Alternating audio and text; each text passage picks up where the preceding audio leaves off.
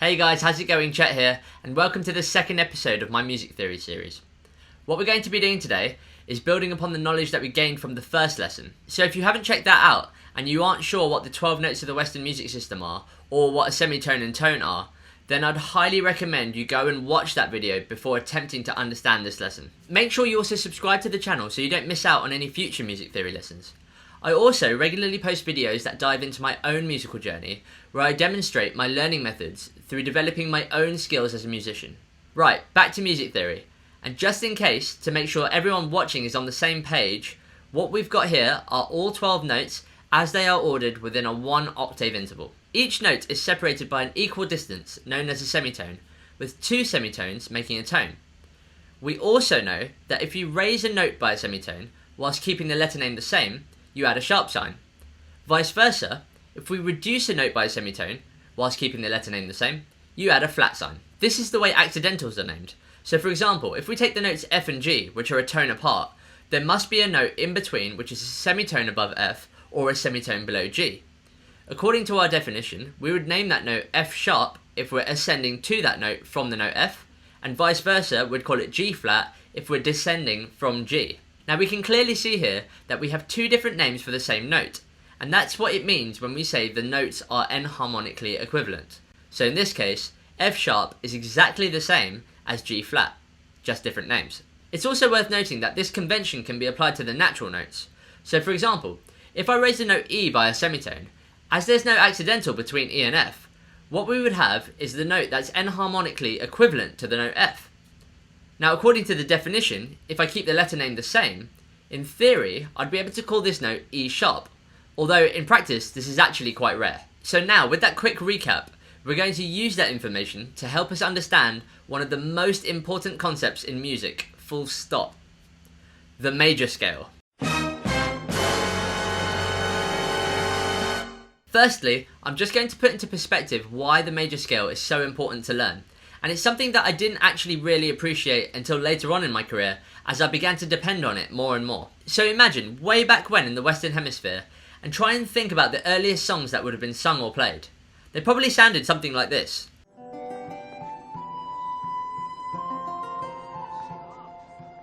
Now the notes in those songs were chosen so that they sound harmonious with each other. That means that they were selected based upon how pure the interval between them sounded. If you're interested in this and you want to find out a little bit more about it, make sure to check out the first video because I dive into the history a little bit. It just so happens that the notes they actually chose split up the octave into 7 different notes, with the first note repeated again at the end, so 8 different notes in total. Now, when played in an ascending or descending order, what you'd find is that it actually resembles the major scale as we know it today. Now, over many years and lots of experimentation, music has evolved from these early pieces. Firstly, giving us early classical music, and eventually leading us right through to the modern day, where we have pop, rock, jazz, and everything in between. As a result, all of these genres have a foundation in the humble major scale, and it's the reason why the sound of this scale has become embedded in our ears. It's also the reason why, as you get more advanced in music theory, you'll begin to see more complex concepts be described or compared in some way to the major scale. So as you can see, it's really important to have a strong grasp on what the major scale is and how to construct it, so you can understand and unlock music theory, and ultimately apply it to make music like this.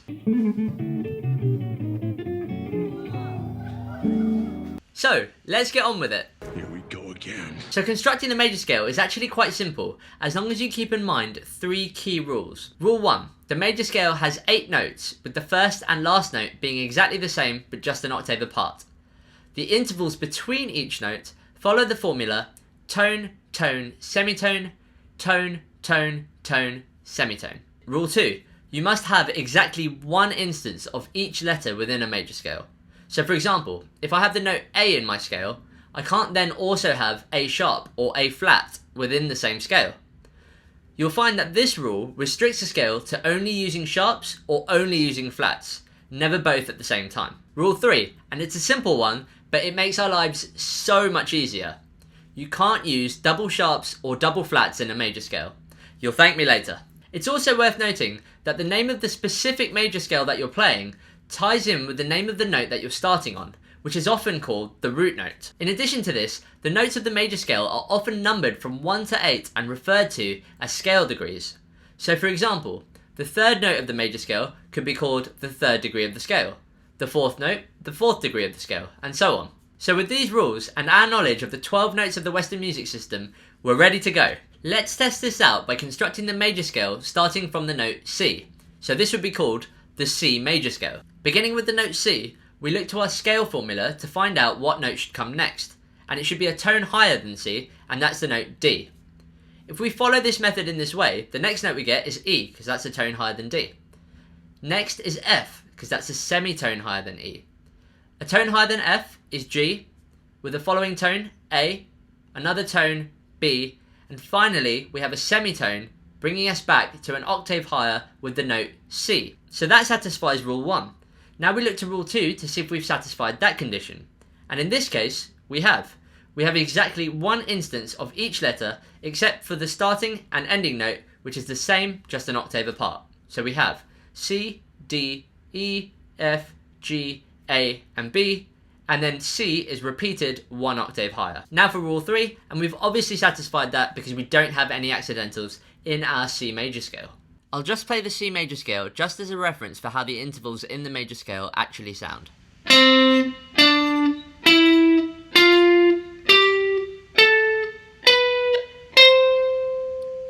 Right, let's do the same thing again, but this time with A major. So once again, we start from the note A, and the scale formula says the next note has to be a tone higher than A. In this case, that's B.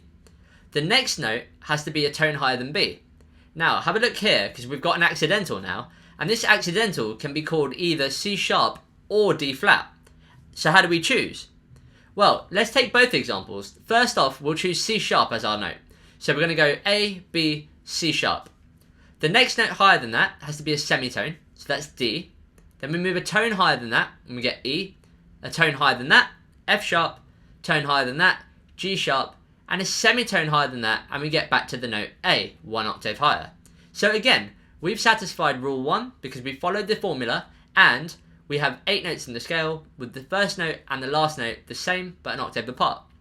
Rule 2 is also satisfied because we have one instance of each letter. We have A, we have B, we have some kind of C, it's C sharp but it's still a kind of C, we have D, E, F sharp, which is a kind of F, G sharp, which is a kind of G, and then back to A, which is okay because it's just the octave higher. Rule 3 is also satisfied because there's no double sharps or double flats. So let's construct the A major scale again now, but instead of choosing to call the third note C sharp, we're going to call it D flat. Remember, they're enharmonically equivalent. So we're going to start off from A, and we're going to move a tone higher than A, which is just B again. Now, a tone higher than B, and now we're going to call that note D flat. Next, we have a semitone higher than D flat, and that's the note D. Right, this breaks rule 2, because rule 2 says that we can only have one instance of each letter, and at the moment, we've got D flat and D. But can we call D anything else? Well, we could call it E double flat, but that would break rule 3. So as you can see, we can't actually continue spelling out this major scale without breaking any rules. And that's why the rules are there. They restrict you to spelling the major scale out in a very particular way. So in this case, you had to name the third note of the scale C sharp in order to abide by all 3 rules. Now another good approach to constructing a major scale is to actually start with rule 2.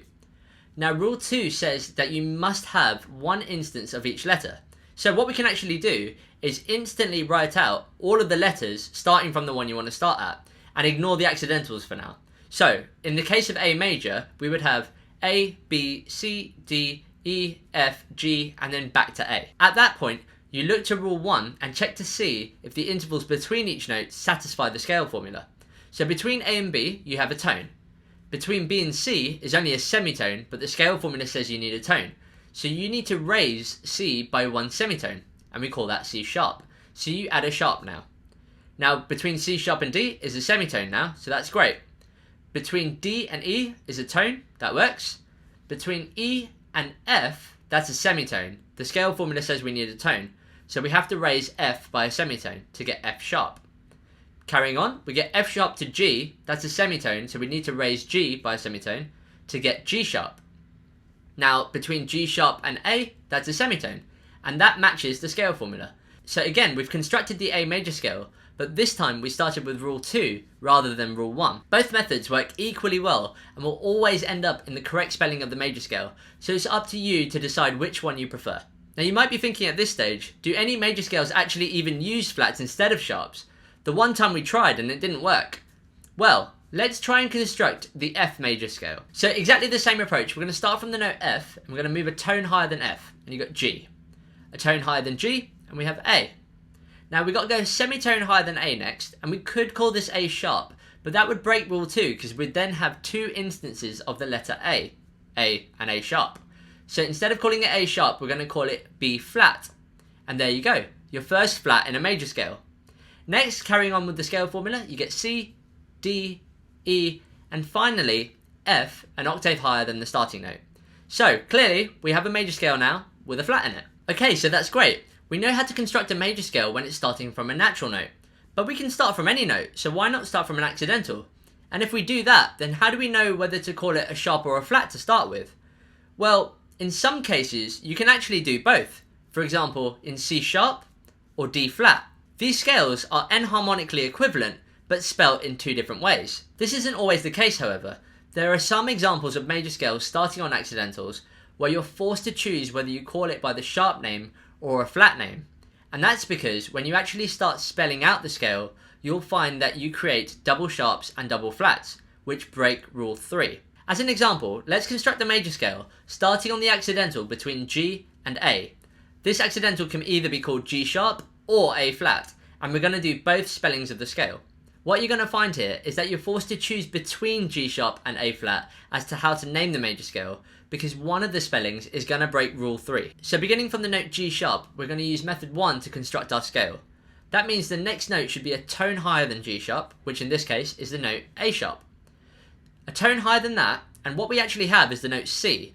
Now, because of rule 2, we actually need one instance of a letter B. So we're going to, instead of calling it C, we're going to call it B sharp. After B sharp, we need to go up by a semitone, so that gives us C sharp. A tone higher than that is D sharp, so we're all good so far. A tone higher than that, and that is a similar story because that would actually give us the note F, which is enharmonically equivalent to E sharp, which we'll use instead because of rule 2. A tone higher than that, and we actually have to use F double sharp. So you can see that we've already broken rule 3, but I'm just going to finish up the spelling so you can have a complete picture of this. A semitone higher than F double sharp would give you G sharp, and we're back to an octave higher than the starting note. Now you can see, we've abided by rule 1 and 2, but rule 3 has clearly been broken. Not only that, but it's actually just really cumbersome and awkward to read that scale. Can you imagine reading a piece of sheet music where you've got that many sharps, and one of the notes is actually a double sharp, which is enharmonically equivalent to a natural note with a different letter? It all just becomes really confusing. So now we're going to construct a major scale starting from the note A flat. And remember that pitch-wise, each note is actually exactly the same as the notes in the scale G sharp. They're just spelt differently. So, starting from the note A flat, going a tone higher, we get the note B flat. A tone higher than that, we have C. Semitone higher than that, we have D flat. A tone higher than D flat, we have E flat. A tone higher than that, we have F. A tone higher than that, and we have G. And then a semitone higher than that, we're back to A flat, an octave higher. So you can see that the spelling of this scale is way simpler to look at than if we were to spell it with G sharp. And it actually abides by all 3 rules. So in this case, we were forced to refer to the major scale using the name A flat instead of G sharp. Now it's also worth noting, some of these natural notes can be referred to as accidentals. For example, in the G sharp major scale, we saw that F could be referred to as E sharp. Now if we try and construct the E sharp major scale, a similar thing happens. So, which major scale spellings, starting from an accidental, do we leave out, and which do we keep in? Well, if we were to construct the major scale from each one of these accidentals, what you'll find is that 6 of them end up breaking the rules. Those are E sharp, A sharp, D sharp, G sharp, B sharp, and F flat. If we exclude these 6 scales, what we're left with is 15 major scales.